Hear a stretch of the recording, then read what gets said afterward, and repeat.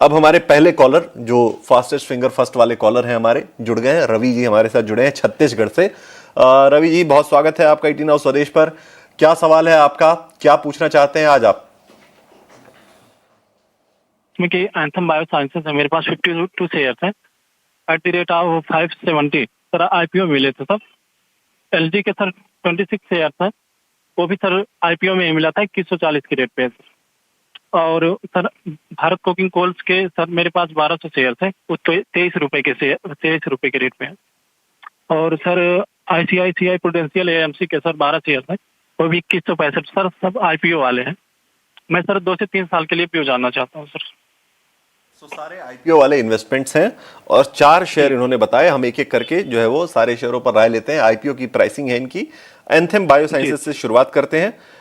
लक्ष्मीकांत जी, anthem biosciences इनके पास हैं 570 के भाव पे इन्होंने खरीदे हैं, आईपीओ में इनको मिले हैं और 52 शेयर हैं इनके पास, एक लॉट है बेसिकली।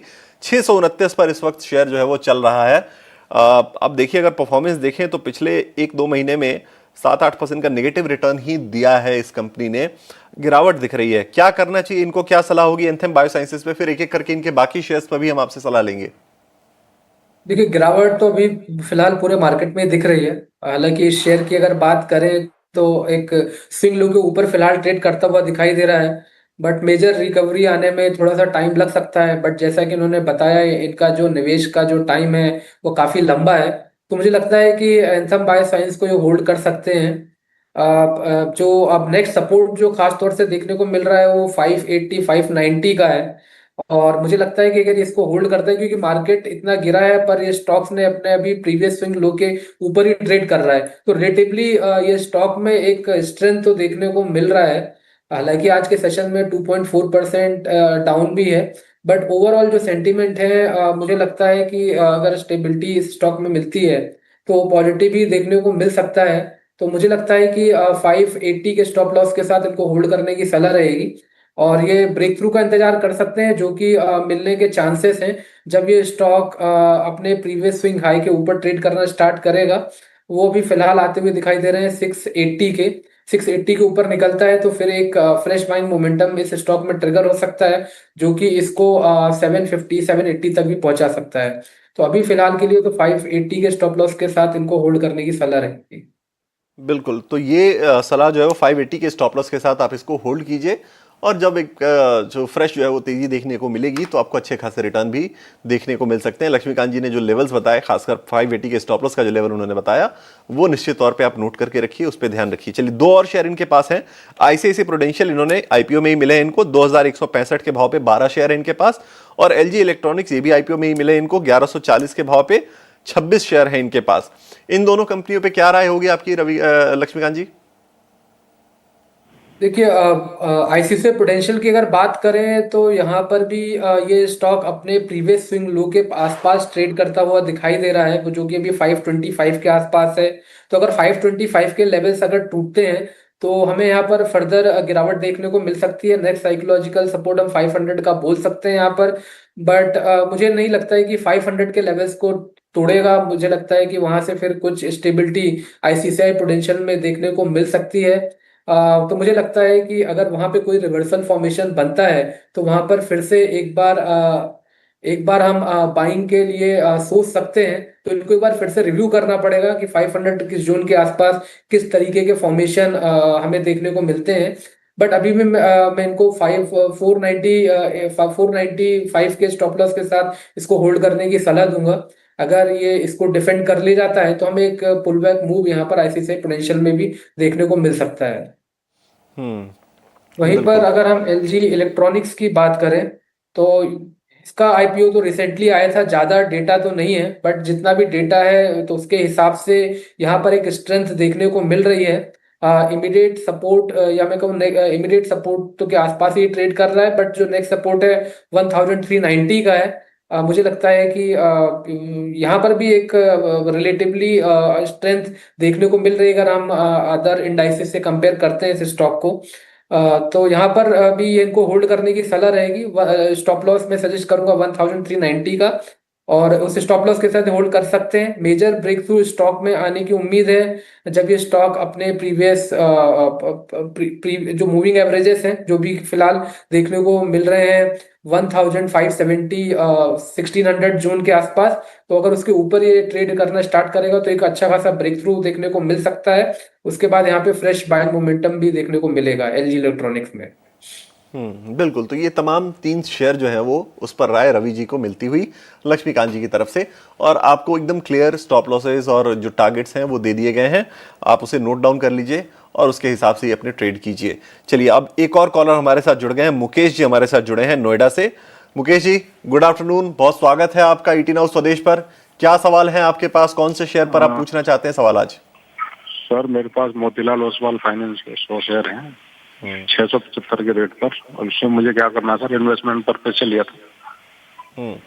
ठीक है, 672 के भाव पे इन्होंने खरीदे हैं 100 शेयर, और इस वक्त जो है वो शेयर चूंकि नीचे है, आज तमाम मार्केट प्लेटफॉर्म के शेयर नीचे हैं, आज जो है वो दबाव देखने को मिल रहा है और इनको करीब 4000 के आसपास का नुकसान हो रहा है। लक्ष्मीकांत जी, क्या राय है मोतीलाल ओसवाल फाइनेंशियल सर्विसेज के ऊपर? 672 पे इन्होंने खरीदा है और जो मौजूदा भाव चल रहे हैं वो इनके चल रहे हैं इस वक्त 630 के आसपास, 632-33 के भाव चल रहे हैं। क्या सलाह आपकी होगी? कि ओवरऑल एक राउंडिंग टॉप का फॉर्मेशन बनता हुआ दिखाई दे रहा है मंथली चार्ट्स पर मोतीलाल ओसवाल पर, तो वो भी यही सजेस्ट करता है कि ये जो करेक्शन है वो थोड़ा सा बढ़ सकता है। अगर 600 के नीचे की गिरावट होती है, अगर ये स्टॉक 600 रुपीज के नीचे फिसलता है, तो मुझे लगता है कि वहां से फर्दर सेलिंग प्रेशर यहाँ पर देखने को मिलेगा। आज के सेशंस में ऑलरेडी स्टॉक ने एक कंसोलिडेशन ब्रेकडाउन 660 के नीचे दिया है, और इसलिए यहाँ पर एक अच्छा खासा सेलिंग प्रेशर देखने को मिल रहा है। तो मुझे लगता है अगर 600 के नीचे ही फिसलता है तो वहां से हमें 520 के भी लेवल्स देखने को मिल सकते हैं। तो अभी फिलहाल यहाँ पर जो सेंटिमेंट है वो नेगेटिव ही देखने को मिल रहे हैं। बिल्कुल। तो मोतीलाल ओसवाल के ऊपर ये राय आपको मिलती हुई मुकेश जी, आप ध्यान रखिए जो भी चीजें बताई जा रही हैं इस मार्केट में स्ट्रिक्टली उसे फॉलो कीजिए, क्योंकि इस वक्त मार्केट बहुत ही चॉपी है। इस वक्त पता नहीं है आपको कि किस डायरेक्शन में कब मार्केट जाएगा, कितनी गिरावट आएगी। तो इस वक्त टेक्निकल लेवल्स काफी अहम है, इसलिए हम हमारे तमाम व्यूअर्स को हेल्प कर रहे हैं हमारे टेक्निकल गेस्ट के थ्रू, कि उनको बता रहे हैं कि कौन से लेवल्स अहम हैं जिन्हें ट्रैक करना चाहिए, और उसके हिसाब से अपने पोर्टफोलियो को या फिर अपने ट्रेड को इनिशिएट कीजिए, अपने ट्रेड को रखिए। चलिए, एक छोटे से ब्रेक के लिए हम यहाँ रुकेंगे, क्योंकि तमाम कॉलर्स हमारे साथ लगातार जुड़ने की कोशिश कर रहे हैं। तो आप अपने आगे बढ़ते हैं। और एक हमारे पास सवाल आया है यूट्यूब से, रोहित का सवाल आया है। रोहित ने चेन्नई से सवाल भेजा है। एचसीएल टेक के ऊपर 1310 के भाव पे इनके पास शेयर हैं, 10 शेयर इनके पास हैं। शेयर्स की क्वांटिटी भले ही ज्यादा नहीं है, लेकिन एचसीएल टेक जो इन्वेस्टर्स हैं, जो हमारे व्यूअर्स हैं, वो एचसीएल टेक में इन्वेस्टेड होंगे और वो निश्चित तौर पे पूछना चाहते होंगे कि आईटी में इस बड़ी गिरावट के बाद अब क्या करना चाहिए। तो एचसीएल टेक काफी अहम होगा उस लिहाज से। 1310 पे इन्होंने खरीदा है, 1352-53 के भाव भी देखने को मिल रहे हैं। यानी आज जो है देखिए इकलौता शेयर है निफ्टी में, इनफैक्ट 2 शेयर हैं एचसीएल टेक और टेक महिंद्रा जो चढ़े हुए हैं, और उनमें एक है ये। तो जिस बाजार में हर शेयर टूटा है उस शेयर में ये शेयर चढ़ने की हिम्मत दिखा रहा है उस बाजार में, तो थोड़ा तो मजबूत होगा निश्चित तौर पे। चार्ट पे जरा चेक करा लेते हैं कि मजबूती कितनी बड़ी है। लक्ष्मीकांत जी, एचसीएल टेक पर क्या राय है आपकी? जैसा कि हमारा जब शो शुरू हो रहा था तब हमने बात करी थी, तो आईटी सर्विसेज के जो स्टॉक्स हैं वहां पर एक रिलेटिवली आउट परफॉर्मेंस देखने को मिल रहा है। अगर हम अदर इंडाइसेस से कंपेयर करते हैं तो वही हमें एचसीएल टेक में भी देखने को मिल रहा है। स्टॉक अभी अपने प्रीवियस वीकली स्विंग लो के आसपास ही ट्रेड करता हुआ दिखाई दे रहा है।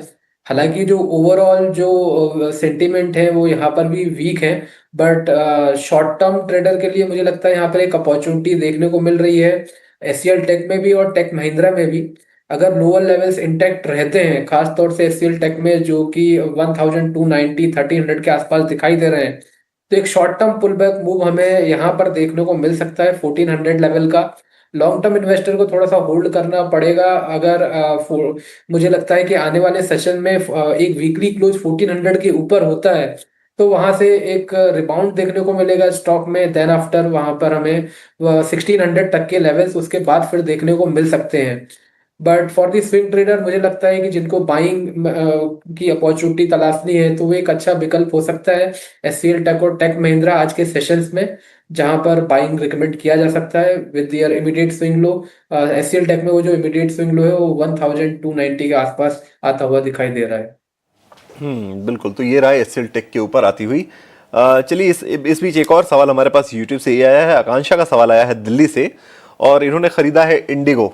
इंडिगो का भाव जो इन्होंने खरीदा है ना वो काफ़ी इंटरेस्टिंग है। 3,912 पे इन्होंने इंडिगो के शेयर्स खरीदे हैं, और शेयर्स की क्वांटिटी भी बहुत अच्छी है। 5,000 शेयर्स इनके पास हैं।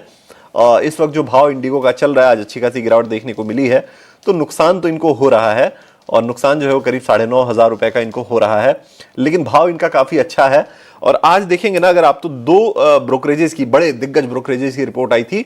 एक तो आई थी गोल्डमैन सैक्स की, और उन्होंने टारगेट 6,000 से कट करके 5,200 रुपए किया था। और दूसरी जो रिपोर्ट थी वो मॉर्गन स्टैनली की थी, जिन्होंने अपना टारगेट जो है वो 6500 के आसपास बरकरार रखा है। तो अब इन दोनों व्यूज में से एक टारगेट कट का है और एक टारगेट अनचेंज्ड है।